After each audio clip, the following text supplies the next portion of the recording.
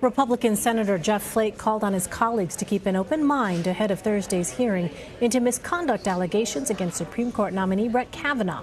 He also called out President Trump for dismissing the accuser's claims.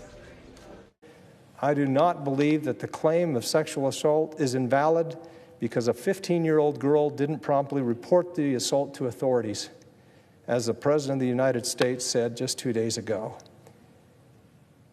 How uninformed and uncaring do we have to be to say things like that, much less believe them?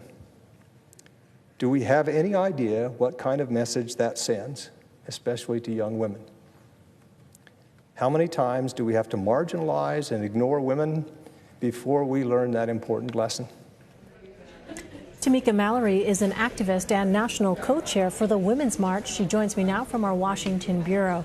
Tamika, we have seen backlash after the president's comments with the hashtag Why I Didn't Report campaign. Could you walk us through why the majority of sexual assaults are not reported to police?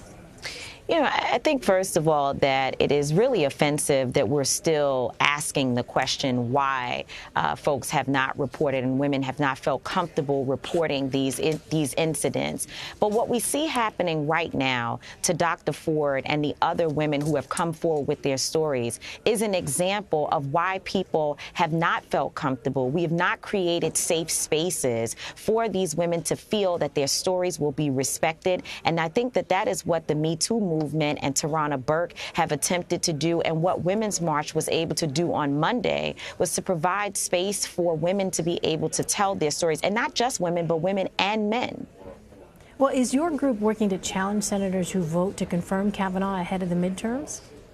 Yeah, I mean, I think it is really career suicide for any elected official and any senator at this point to push Kavanaugh through and to vote to confirm him. Certainly, we will know that you do not represent women, you do not care about women's issues, and we're going to make sure that you feel it in November. Whatever happens with this vote, whatever happens on Friday, all of our energy will pour into ensuring that our response is at the ballot in November. We have to show up and make sure that people feel the disrespect and disregard for women's rights.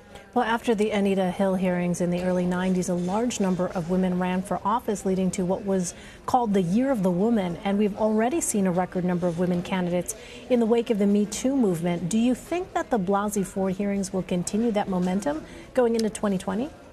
Absolutely. I think that we're not going to stop. I mean, Women's March certainly won't stop. I think we're going to have even more people to be fired up after really watching the disrespect and disregard of what is happening in this moment. People are going to be geared up. It's actually going to make our jobs a little bit easier. We knew already. I mean, when you think about Women's March involvement in the Brett Kavanaugh confirmation process, we've been there since day one. We knew he was problematic. We knew that he should not be appointed to the Supreme Court. And so what has happened recently with these stories coming forward, these women being able to tell their stories, is only confirmation of that. And I think it's going to make our job even easier going into the midterm elections and into 2020, that we've got to push back, and it cannot just be lip service. It's got to be with our votes. Well, earlier this week, we saw Bill Cosby sentenced to prison.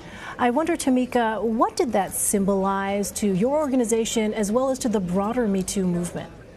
I mean, I think at the end of the day, people have to be accountable for their actions. And that is what we saw. We saw that Bill Cosby was held accountable for his actions. And at the same time, we hope that those other folks who have been accused of sexual assault will be held responsible for their actions as well. This cannot be a one-way street. It cannot just be that a black man is held responsible. All people, everyone who is responsible for assaulting and harming any woman, any person, needs to be held responsible for their actions, and we hope that that is what we see happen following, this. All right, Tamika Mallory. Tamika, thanks very much for your time. Thank you very much for having me.